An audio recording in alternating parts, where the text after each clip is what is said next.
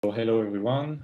So first in my talk, I will present some new electron capture results, including some temperature effects. And then in the second part, I will discuss a new technique that will allow to constrain the electron capture rate of exotic nuclei. So the calculation I will present in my first part are so relevant for the core collapse supernova. So let me introduce a little bit the context. So core collapse supernova occurs for massive stars, typically stars that have more than 8 or 10 times solar mass. At the end of their evolution, they have an onion-like structure with an iron core. And so it's in hydrostatical equilibrium. The electron degeneracy pressure is balanced by the balanced gravitational force. But the core starts to contract and the electron capture rate, the electron capture on nuclei of the iron group reduce the pressure further and remove energy from the core. So which at some point when the electron degeneracy pressure is not enough to sustain the gravitational force, then you have the core of the star that collapse. The density and the temperature increase inside the core. You have more neutron-rich matter because of the electron capture on neutron-rich nuclei close to n equal 50, z equal 28, and also along the n equal 82 shell closure. At some point when the density reaches the nuclear saturation density, you have a rebound and the formation of a shock wave which propagates towards the outer layer. This shock wave will lose energy on the way and at some point will stop.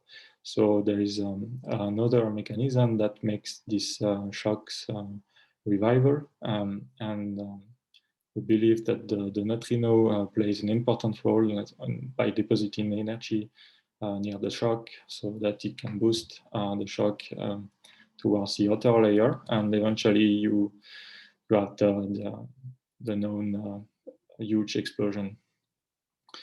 You release also some new elements in the interstellar medium, and the remnant objects are interesting. That's neutron stars and black hole. Supernovae can be detected through multi-messenger signals, so light, neutrinos, gravitational waves. Here I just put a plot, but it's just to mention that new generation of neutrino detectors will, if a supernova occurs nearby, will allow to really study the neutrino spectra, the total energy emitted by the supernova, and oscillation of neutrinos. So it will really give some insight on the dynamic of the collapse and the mechanism that produce those neutrinos, which is mainly the electron capture. So in the stellar environment, the electron capture rate are dominated by gamma of Taylor transition. This is characterized with zero angular momentum transfer and spin isospin transfer of 1 unit. These transitions are characterized by Q-value and also strength, so that I will call BGT in the next slide. We can write the electron capture this way so that it's a product of phase space factor times the strength of the transition. So at zero temperature, you have only contribution from the ground state of the initial nucleus to final state. But at finite temperature, you can have the initial nucleus in an excited state. So you may have transition from those excited state that also contributes. And so that gives more gamma of Taylor transition possible. And also at high density and high temperature, this phase space factor increases. So overall, we expect to have a higher electron capture rate at finite temperature. So yeah, we studied this with shell model calculation, in particular on the Krypton 86. It's an interesting nuclei because it has 50 neutrons. So in principle, there is no At zero temperature, there is no gamma of Taylor transition possible, but yeah, we can see that with the temperature, it unblocked the gamma of Taylor. And so we perform shell model calculation, considering a few initial states with different spin and parity combination, and each of those initial states were connected to 500 final state. So here what I wanted to show is that you have the running sum of the electron capture rate here on the bottom in function of the excitation energy in the initial nucleus. And this electron capture rate, we can see that it's correlated with the occupation of the G9 shell, the proton shell. So as soon as there is one state with about one proton in this shell, you have gamma of Taylor transition possible, and so you see the rate jumping. So you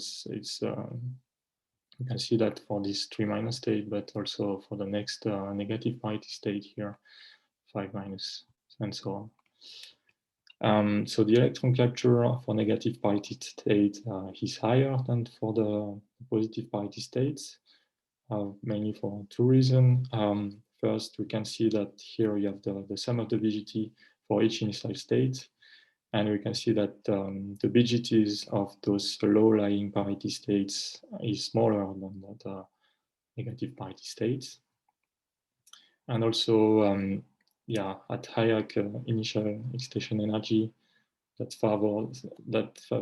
is making a more favorable Q value. So it increases also the rate. So here that's the rate per initial state, but without weighting by the population factor, thermal population factor.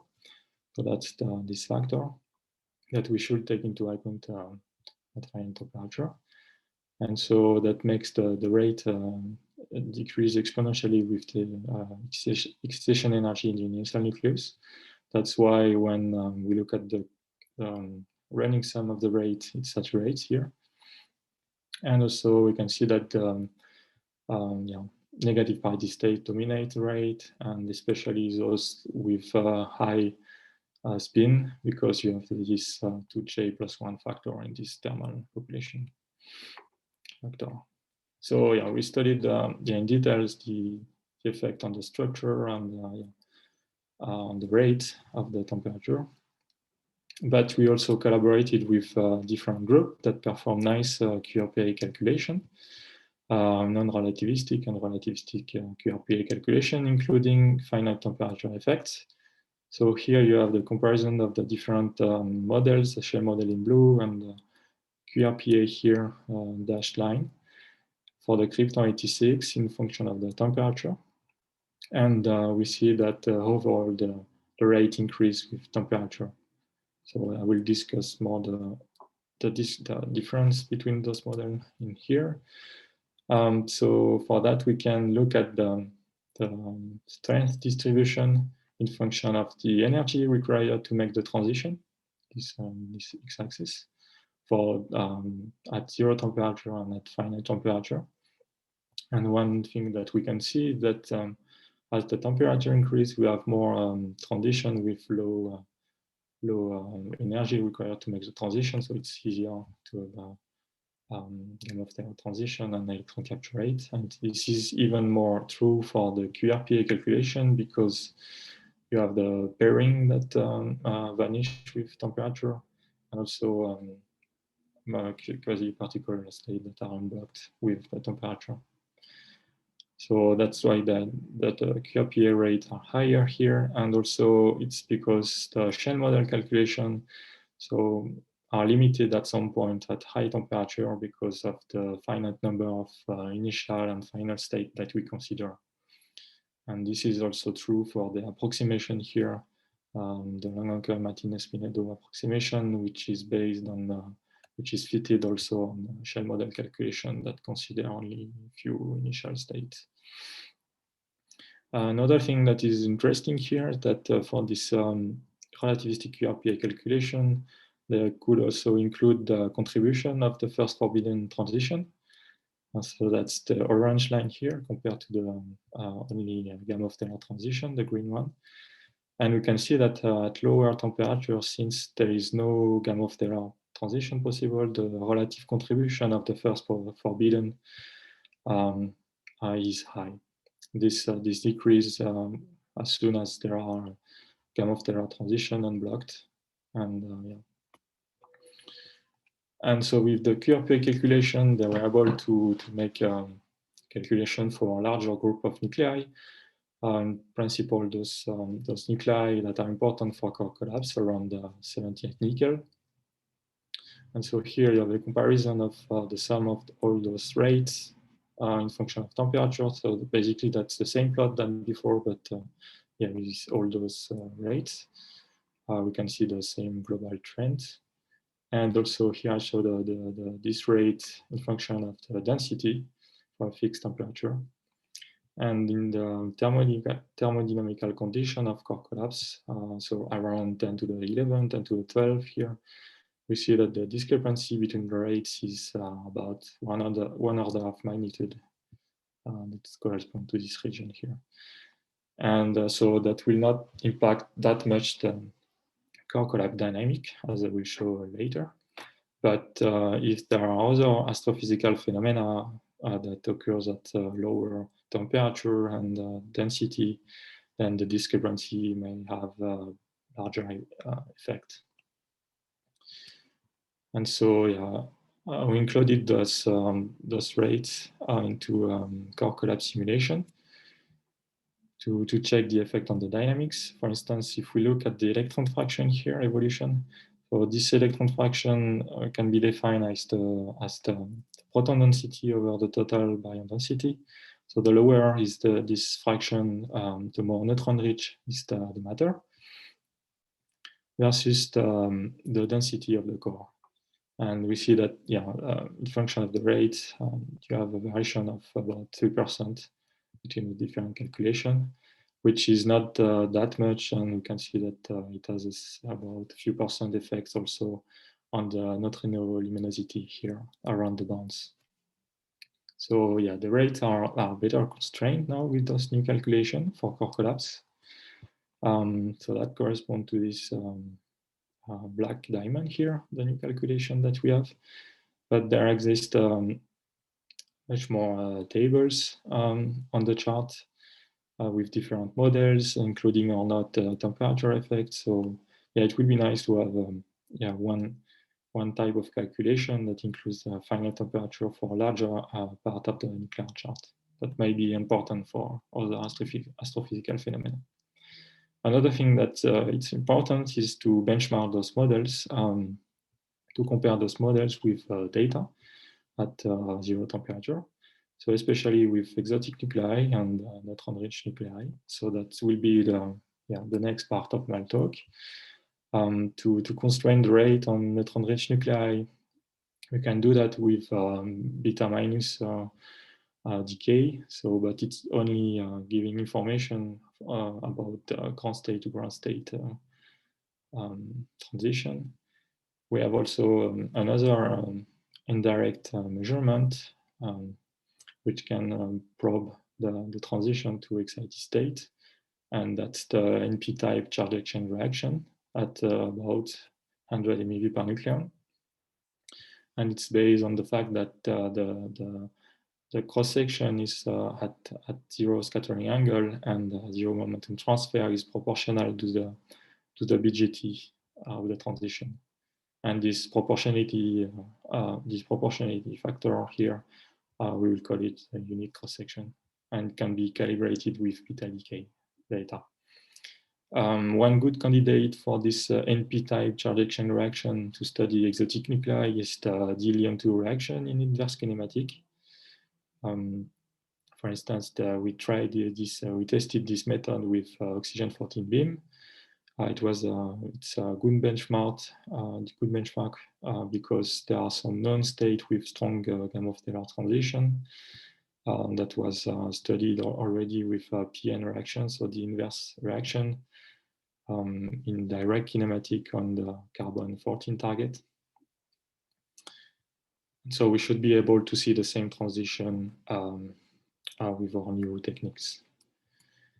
So we performed that at NACL with the active target time projection chamber, which is at the same time a target, fill gas target filled with deuterium, and also a detector where we can reconstruct the tracks.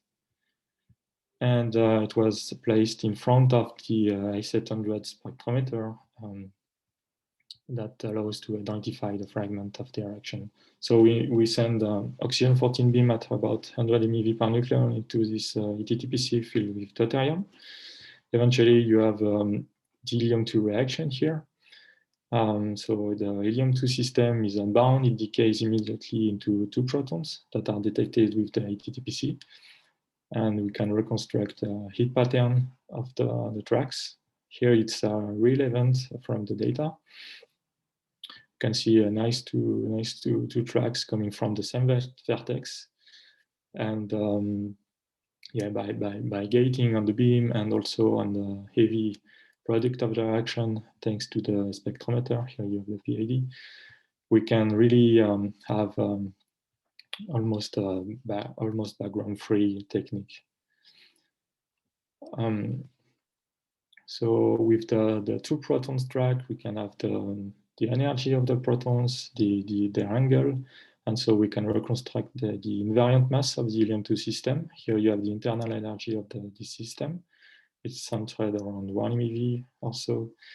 And yeah, we can also reconstruct the kinematics of this helium-2. Here you have a strong kinematic line when we gate on the natrium-14, the direct product of the reaction.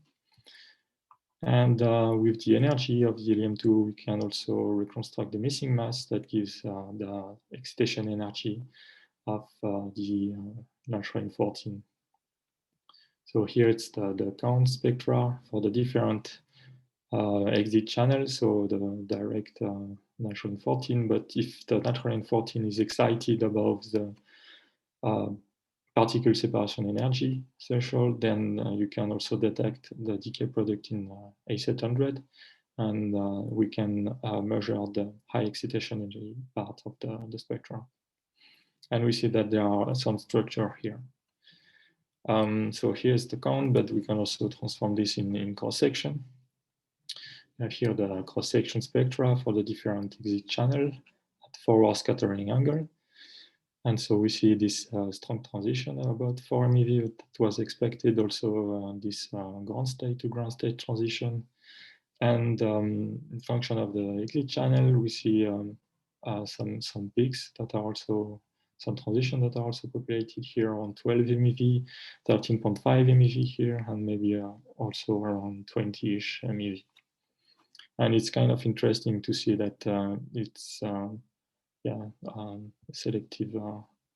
Well, yeah, it depends on the decay product that we measure. We can also sum all those cross-section plots and have this one, the combined cross-section plot for all outgoing channels at forward scattering angle. And so we can clearly see some peaks here in between 10 and 15 MeV. And that was expected from the shell model also. And the PN reaction, there is this transition around 13.5 MeV that we see here, but also a little bit of strength here around 12 MeV. So that's probably this peak. But the amplitude of this peak in our data is relatively high, so there might be contribution from higher multiple, not only delta L equals 0. But to isolate the delta L equals 0, we need to do multiple decomposition analysis. And this is a little bit tricky in our case because of the acceptance of the TPC. So the path plane of the TPC has a hole in the center, so we can only analyze track that has a certain range. And so, and same for the outer radius of this path plane. And so when we plot the internal energy of the helium-2 system versus the scattering angle, we see that we have a missing region here due to acceptance. And in particular, this region here, which is of interest because to ensure the isovector spin flip transition, we need to have this internal energy lower than about 1 MeV. And also we are interested of on the event close to 0 scattering angle. So that's this region that is missing.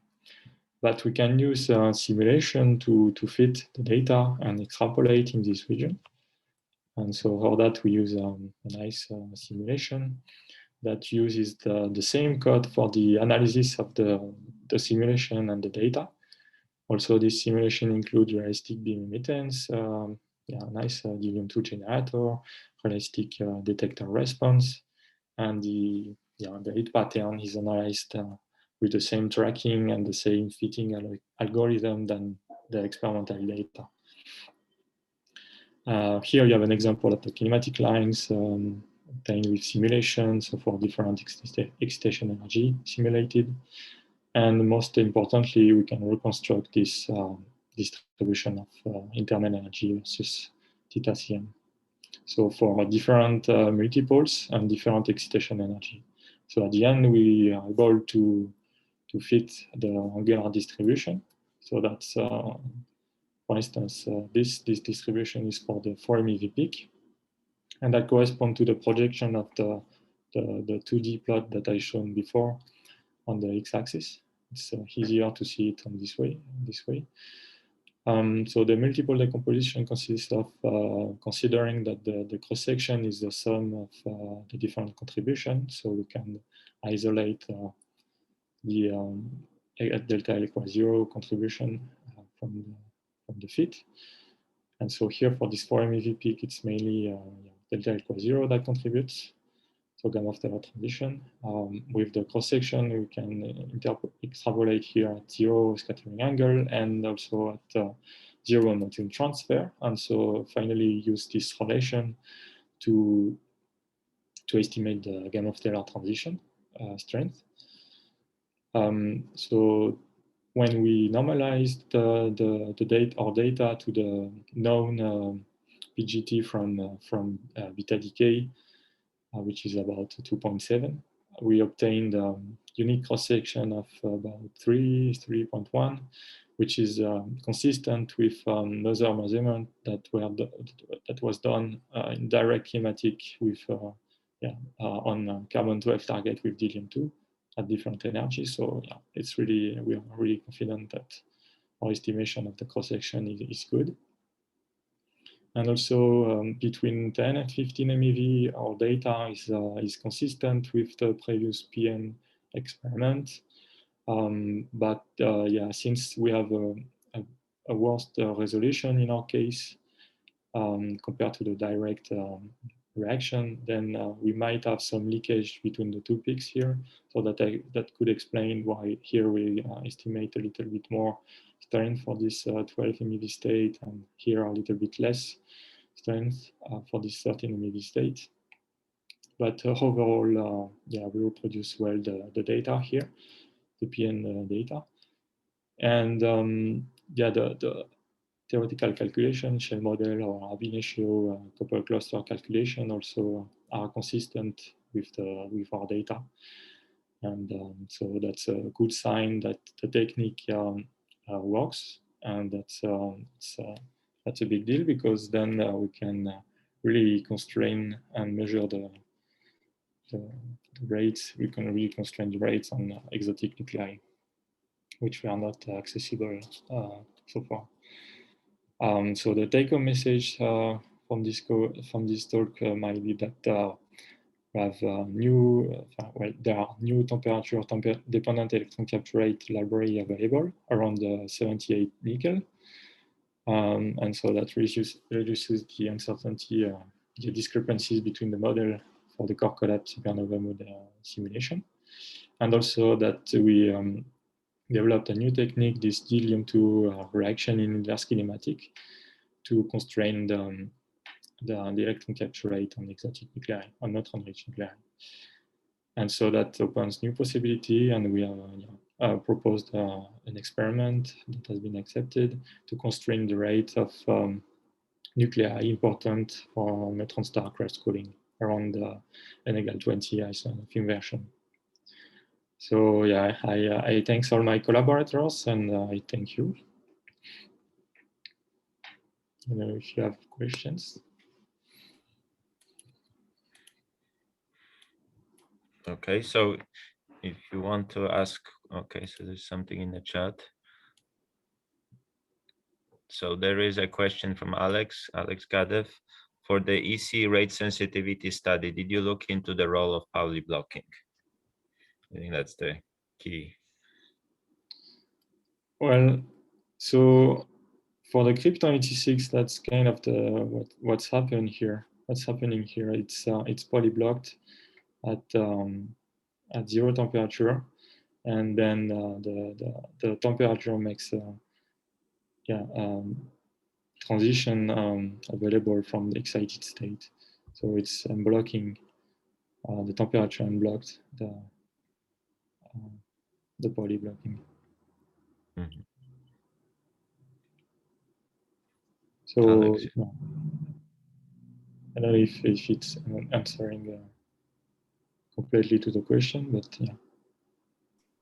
Yes, thanks. For this particular case, this is a nice example of Pauli blocking. I was wondering if you looked more globally, because it might have effect sort of across the chart, or the effect changes as you go along, or as you go more exotic or less exotic. So No, we didn't check.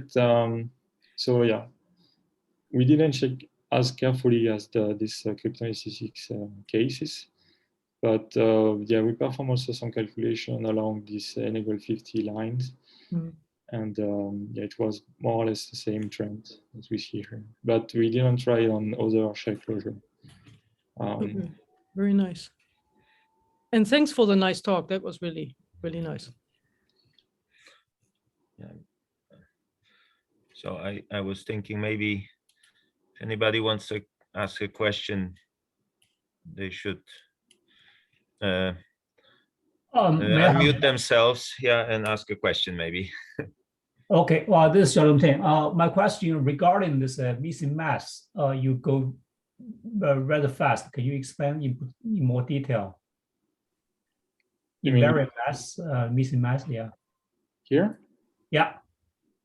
So yeah, we can get the invariant mass using the kinetic energy of the protons. So using the range, we know the range from the ATTPC. What is P1? What is P2, for example? Yeah. Oh, sorry, that's the 2 protons. Sorry. Oh, okay. So, yeah, we get kind of the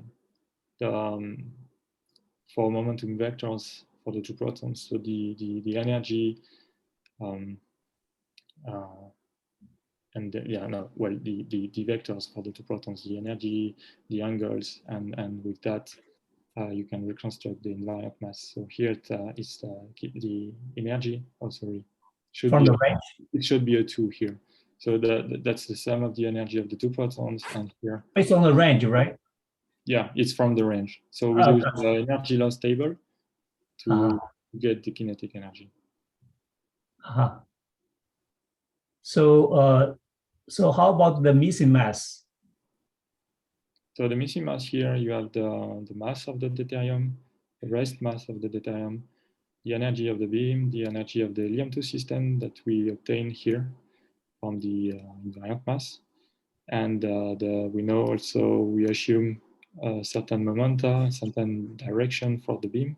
We know it's kinetic energy, so we can this component here. And yeah, we can get also the momentum of the helium-2 system using the momenta of the 2 protons. It's yeah, the sum of the momenta of the 2 protons. What's the typical length or the range of the proton?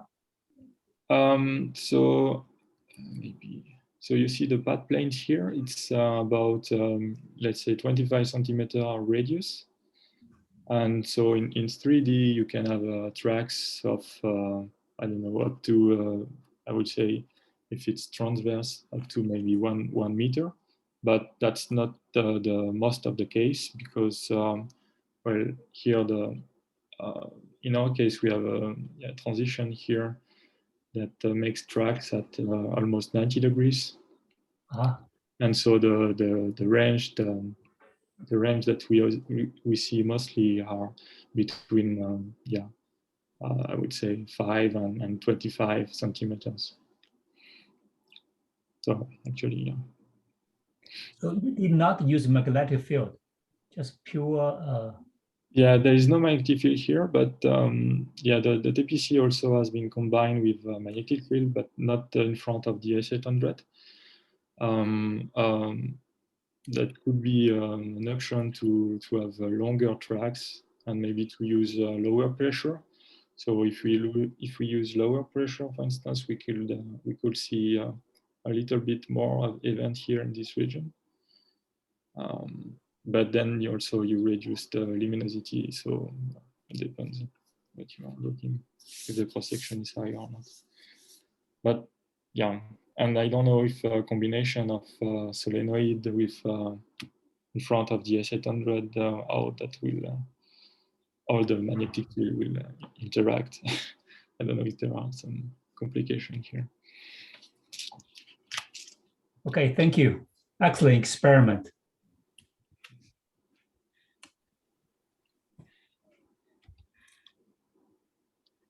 Okay, please ask the questions. If you want to either put them in a chat or just unmute themselves and yourself and ask the question. I have a question. Yes, please. Bonjour, Simon. In case you populate above the thresholds, there are several thresholds. You see the other particle that is emitted, I mean, the 2 protons plus something? Or? Yes, so we see actually, so here in this PID, I show an example. It's so that the S800 is set at the rigidity of nitrogen 14, but so it's also the same, luckily the same rigidity for carbon 12. But also we measured, we had some runs at different rigidity to measure the nitrogen 13 and carbon 13, carbon 12. All the different decay product of the nitrogen 14. So yeah, we made some runs at those rigidity settings.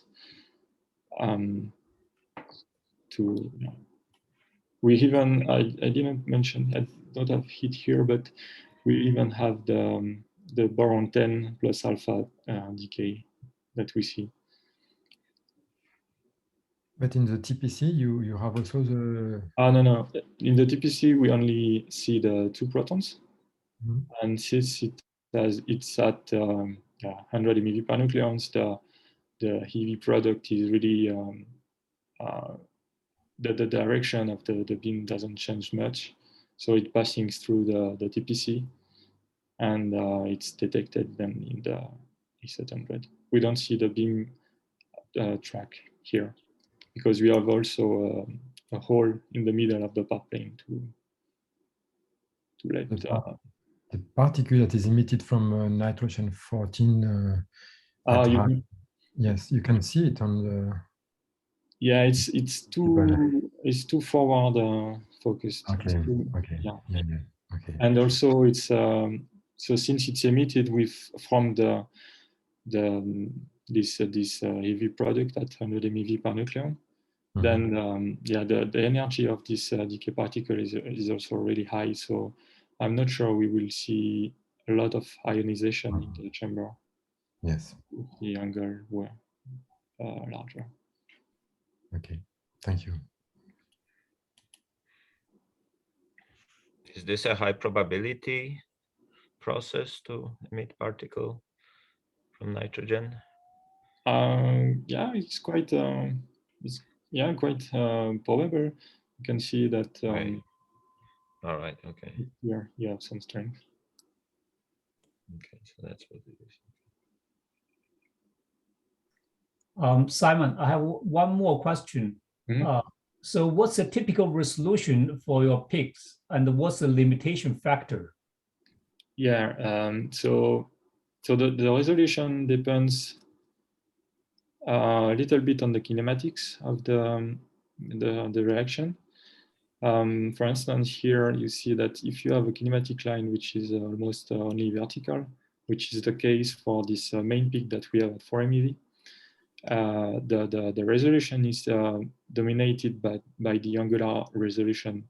So, for instance, if you change by 1 degree the angle here, you may have a difference in the kinetic energy of several hundreds of keV. But for the states with a kinematic line like this, the resolution is better because it depends not only on the angle, but also a little bit, it's shared with the resolution on the range. And so the resolution for this 4 MeV peak, which is the worst, is about, so in sigma, it's about 800, 900 keV sigma. And for the higher excitation energy states, so you can see that it's smaller. It's about, if I'm not mistaken, it's about 600 keV sigma, something like that, 700. And yeah, the limiting factor is, I would say, the kinematics and the angular and the range resolution. So the angular resolution is about, about, I would say, 1 degree on the proton tracks. And for the range, you have paths every about 10 millimeters. So yeah, I would say a little bit less than 1 centimeter resolution. Thank you.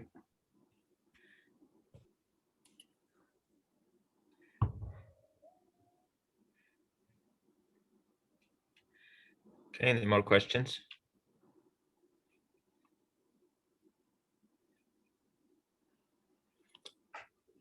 So I was thinking about when comparing shell model to QRPA, and this is sort of also addressing Alexandra's question about the Pauli blocking, because the shell model gives you a broader, a more truthful effects of configuration mixing, whereas QRPA allows you to do larger, address the model space issue. But there are limitations. So I would say that the Pauli blocking may be better addressed essentially by the shell model. So, but I don't know. Is this kind of seen in a simulations, or? It's kind of difficult to have to consider all the transition, all the initial to final state with the shell model. You need a huge. It requires a huge computational power. So yeah, it's kind of limited to low. I don't know, the accuracy of the shell model calculation are limited to rather low final temperature. Also. But yeah, it's interesting to understand the underlying physics for the effect of the shell, how the shell model is, shell effect is are impacted by the temperature. Also, in those simulations, what is the mechanism? What's the model for electron energies? Is this a part of the? What do you mean by electron? Well, because if the electron, does the electron energy matter in this context at all? Well, yes. So it's included in this phase space factor, which depends on takes into account the electron energy distribution, and Okay, so you require rapid electrons essentially here, right? Yes, yeah. Not just the excitation of the nucleus. No, yeah. So the energy required to make the transition is basically the ground state key value plus also the difference in negative energy. So this is assuming some kind of thermal distribution of the given temperature limit for the electrons. Yes, yeah. Okay, so last chance for a question for Simon.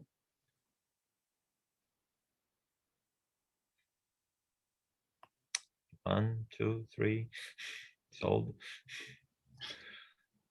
Okay, if there are no more questions, I would like to thank Simon for this great presentation, and we probably will meet for one more talk next month in this kind of series, and see what happens next year.